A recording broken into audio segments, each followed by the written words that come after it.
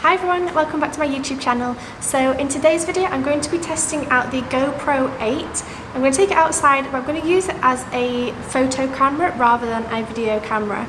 So I'm going to be getting some wide angle shots, and I just want to see what this can do compared to normal photographs.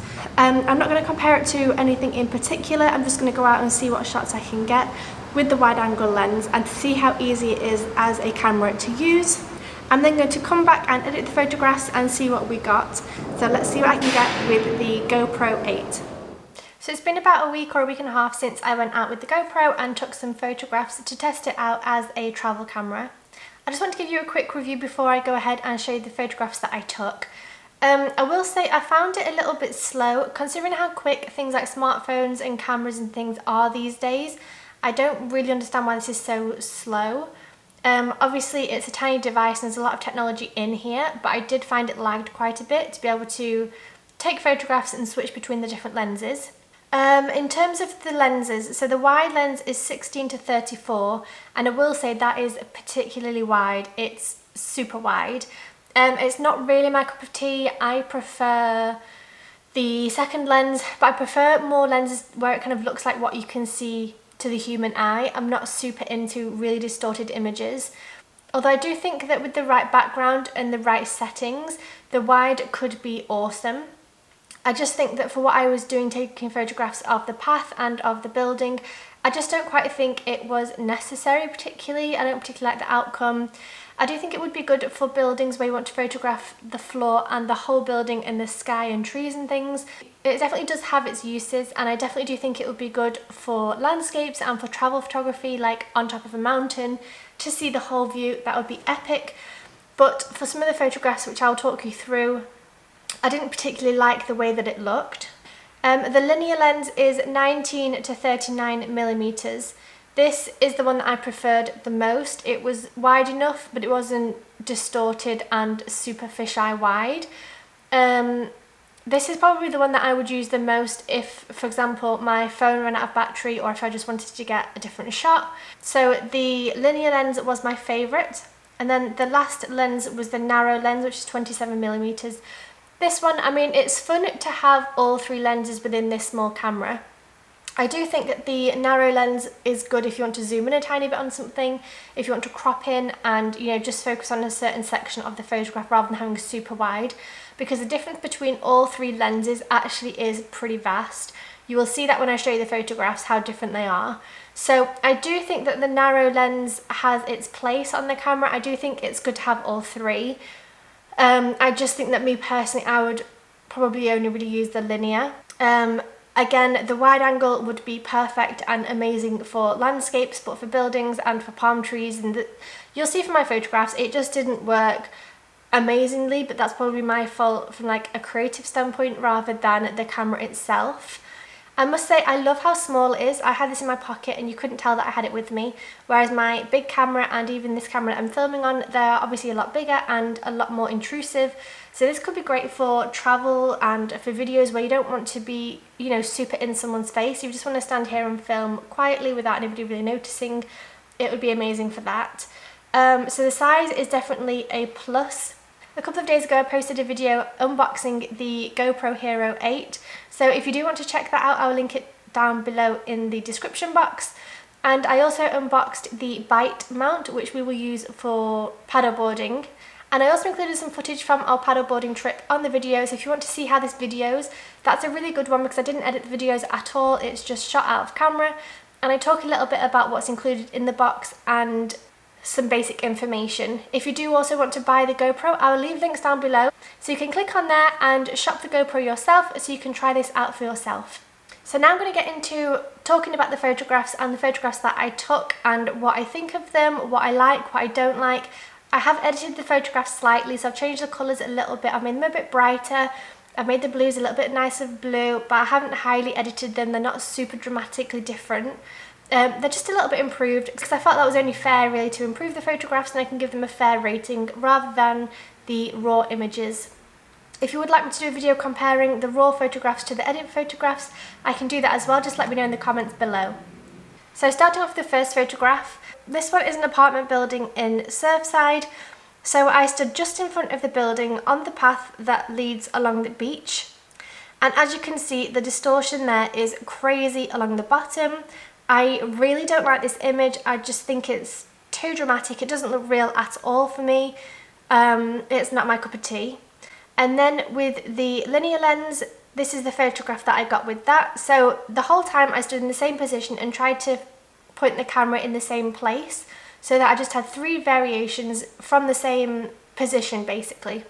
So the second one is obviously zoomed in a little bit more, but the line on the bottom is straight. So that's what I prefer, is more of a normal looking photograph. And then the third photograph is the zoomed in one with the narrow lens. As you can see, this is a lot more zoomed in. If you compare the first one, the second one and the third one is a lot more zoomed in. So like I said, it's great to have that variation between the 3, but my favourite is the middle photograph. So now we're going to move on to another hotel. So this photograph is using the wide angle lens. As you can see, the palm trees are curved. You can see a lot of the building and a lot of the trees, which is good. I just don't love the curving, especially around the top right hand side of the photograph. That isn't my favourite. That's not what I love in photographs. The second one is with the linear lens, and this one is a lot more my cup of tea. I prefer this a lot more. And now I'm going to show you the third photograph, which is with the narrow lens. So obviously again you can see the difference between the 3. There's the wide, this one is the linear, and then this one is the narrow. So the next set of photographs is the same building but further back on the path. So again, this is with the wide angle lens. Obviously you can see the buildings next door, you can see the grass along the bottom, you can see a lot of the sky along the top. So it's very, very wide. The second photograph is with the linear lens. This is more of a typical photograph, like a normal photograph. And then the third one is with the narrow lens. Obviously that one's a lot more zoomed in. You can't see the grass, you can't really see the buildings either side, and you don't see a lot of the sky above. So if I compare all 3 with the wide, the linear and the narrow, you can see a huge difference there. And I also want to take a selfie just to see the kind of angle and how it looks. And on this one, actually my favourite is the narrow lens. So this one is the wide lens. This one is great, I guess, for groups and friends and things like this, if you have somebody else in the photograph with you. I really hate that you can see my hand so big in the corner. I hate how my arm looks. It's just not flattering. I think it's good for certain pictures, but it's not something that I will be using a lot. The second photo is with the linear lens. This one's better, but it's still not at all what I don't like that at all. I still think it's too wide. I hate that my wrist is huge in the corner.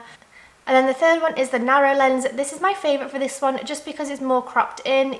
You can still see my arm huge in the corner, but it's a lot less weird and awkward, I guess. So again, here's all 3 together. So we have the wide angle lens where you can see my hand and my arm, the linear lens, which is still pretty wide, and then the narrow lens, which is my favourite for this one because it's a little bit more cropped in.